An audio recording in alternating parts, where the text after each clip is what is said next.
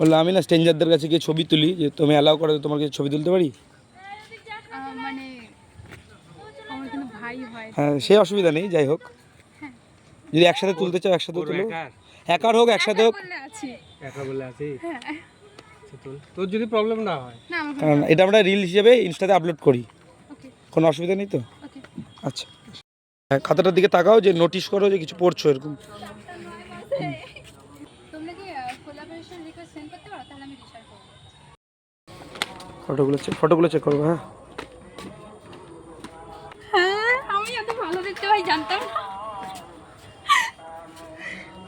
ভালো লাগলো ফটো তুলে? awesome ক্যামেরা একটা হাই বলে দাও। হাই তোমার নামটাই তো শোনানো, নামটা কি? জয়িতা। লিখেছিল সে